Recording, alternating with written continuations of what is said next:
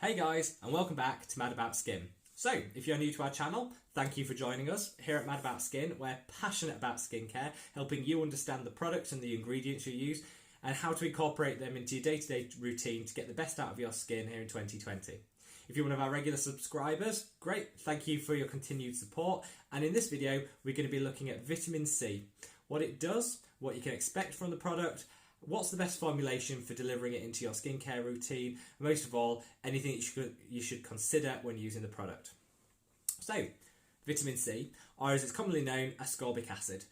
It's an active ingredient which can be seen to reduce the signs of pigmentation in the skin, bring back some glow and luminosity to the complexion, and some scientific studies have even shown it to increase elastin and collagen production in the skin, which will really help to reverse those signs of aging and reduce the appearance of fine lines and wrinkles. So, sounds great, absolutely. Definitely you should consider adding a vitamin C into your daily skincare routine.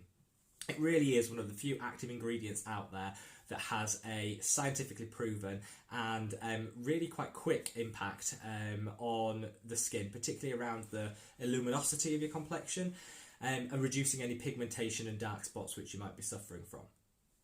In terms of strengths, you'll see a range of strengths on products ranging from 1% right the way through to 25%. Now, as with all products, I always say start at a lower concentration and work your way up, because if you go straight in before you build up a tolerance to the product, you will see quite a bit of redness from the product and some tingling and some just an unpleasant sensation from using it. So start low and work your way up. What you should look for when buying any form of vitamin C is go to the ingredients list on the product, and if you look at the ingredients list, they're all listed in the concentrations of those ingredients in that product. So the higher up the list, the more concentration of that ingredient there is in the product. You should look for the ascorbic. If it says ascorbic that is the active vitamin C in there, and I would expect it to be no lower than 5th on the ingredient list for it to actually have a meaningful impact on your skin. So that's the first point I'd like to make. I think it's really important for you to choose the right way of delivering vitamin C into your skincare routine. So there's many different types. I'm going to run through them now, and we'll talk about the pros and cons of each type of delivery of the ingredient. So first of all, soaps and cleansers. So there's been an explosion in the number of vitamin C brightening cleansers and soaps. I've got one here, which is one from Clinique, which is available here in the UK and I believe over in the US. Which is a vitamin C cleansing bar. I'm not a huge fan of vitamin C cleansers. I think having an active ingredient, which is really going to be one of the core components of your skincare regime, it shouldn't be a wash-on, wash-off product. I think the vitamin C works best when it's left on the skin to really penetrate and to treat the skin. With any cleanser, you're going to be washing it on, washing it off. You're not going to see the full benefits of it. The only exception I'd say is if you want to start light and you want to gently ease yourself into using a vitamin C, then a cleanser or a soap is a great way to start, but I certainly would move on quite quickly to other more concentrated forms of vitamin C which you'll leave on for longer. So that's soaps and cleansers. There's also been toners. So this is a reasonably new addition to the vitamin C family, vitamin C toners. Again, I'm not a huge fan because I prefer to use a acid-based toner, which is really going to act as an exfoliator. So I don't really have a means of delivering a vitamin C toner into my routine. There are some good ones out there. The one by NipFab, which is a company here in the UK, and I believe Pixie also do a vitamin C glow toner. They're okay because you are leaving them on the skin. However, they tend to be in a much weaker form of vitamin C because it's mixed with water. Vitamin C isn't water soluble, so in its purest form, L-ascorbic acid is not suitable to be mixed with water. So that's why you'll usually see it in a silicone or a squalene mixture. I think therefore when it's watered down, you have to use a water-soluble version of it, which is usually weaker. So in a toner, you're not going to be getting the high potency vitamin C that I think we could all benefit from. For the same reason, I wouldn't necessarily recommend an essence or a spray vitamin C. I think there's just better delivery methods for that. Which moves on to the two that I think are really, really good to include in your skincare regime, which is serums. Lightweight, easily absorbed products. Usually vitamin C is the primary ingredient in that, which I think is fantastic. And creams, which again are a slightly heavier version, but still brilliant. They sit on the skin, they're given the opportunity to sink into the skin and really start to work at the deeper layers of your skin. So absolutely would recommend a serum or a cream if your skin can tolerate it and you want to move up from a cleanser or a soap, which is usually the starting point for people on their vitamin C journey. So I think before we start on certain products that I like, we'll just go through a few musts before you introduce any vitamin C into your skincare regime. The first is sunscreen. So it is really, really important with any vitamin C or vitamin A derivative that you use a factor 30 SPF or higher. The reason for that is both vitamin A, or retinol, and vitamin C, ascorbic acid in this case, resurfaces the skin. It helps to slough off that top layer of dead skin, bring that luminosity and bring that glow forward in your skin. As a result, you're seeing a lot more cell turnover and skin turnover, so you're getting that new skin come to the fore. That's much more photosensitive, and so it's really important that you use a broad-based SPF. I'd recommend that in any skincare regime anyway, but it's even more important if you are using a retinol or a vitamin C. As I've said before, start low, work your way up to a high concentration. Let your skin get used to the product. That's the same whether you're introducing a vitamin C or any other ingredient. Go for a lower concentration and work your way up. Vitamin C I've been using for quite a few years now to tackle some pigmentation I have on the side of my cheeks here. Really, I've seen fantastic results, but you've got to be in it for the long term. It's going to lighten those areas of pigmentation over time, so don't expect to put on a high concentration.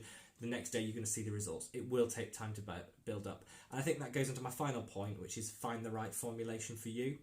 Be it a cream, be it a serum. You might even find that the toner is the best delivery method for your skin. Its sensitivity, its composition, and what you want to achieve out of it. So find the right formula for you and stick with it. That comes on to, I think, the products. I know you all wanted to hear what we can recommend.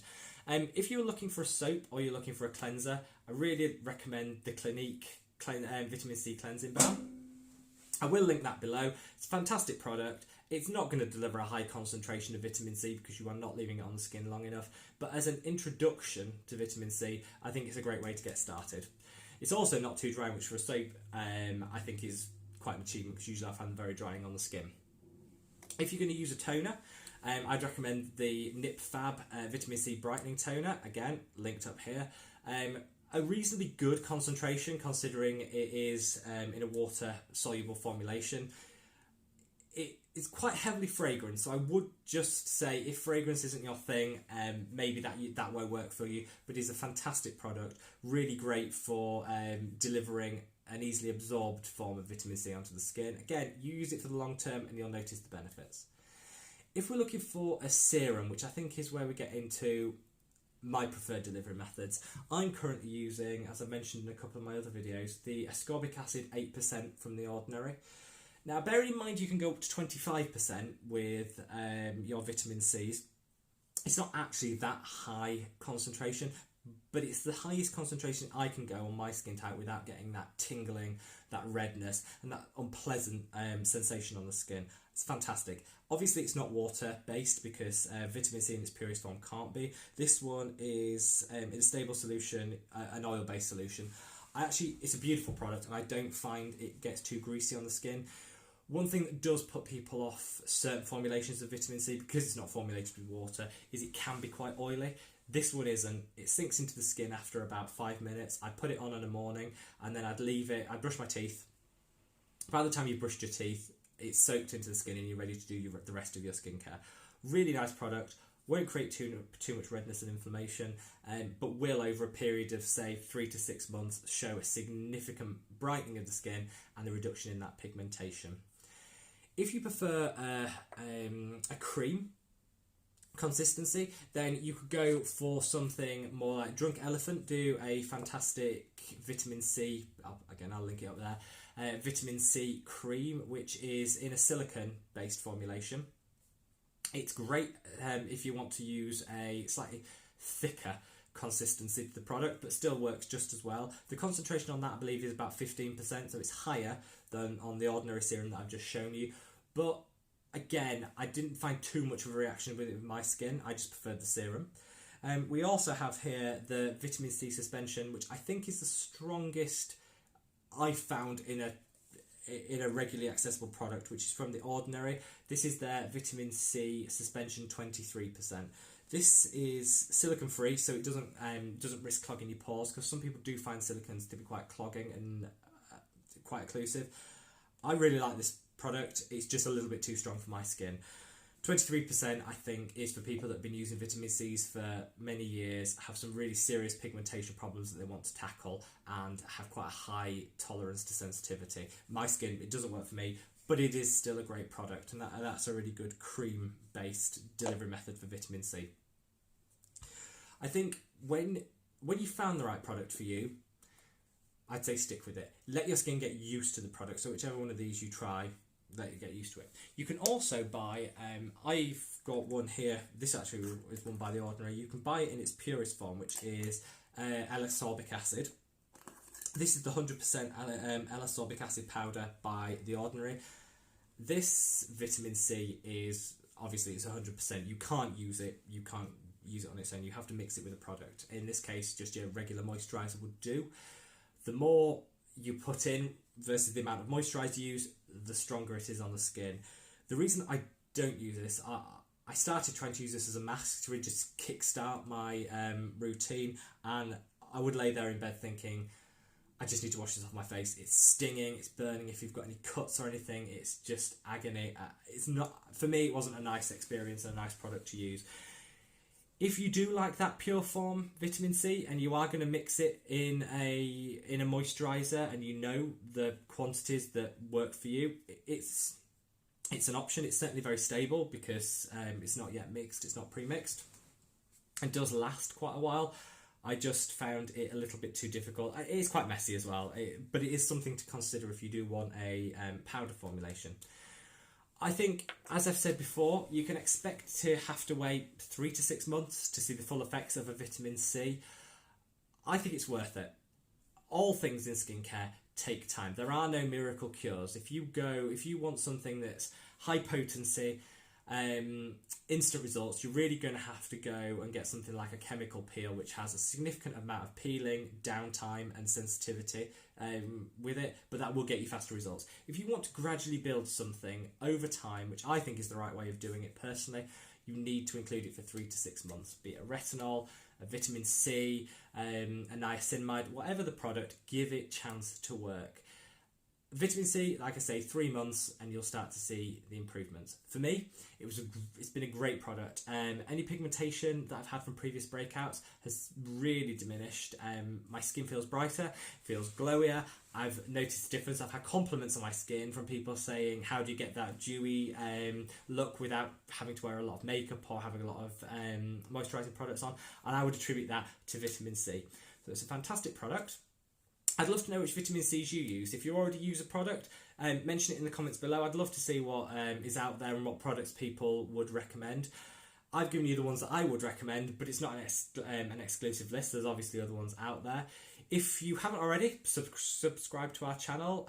Every day we post videos on ingredients, on products, on how to get the most out of your routine.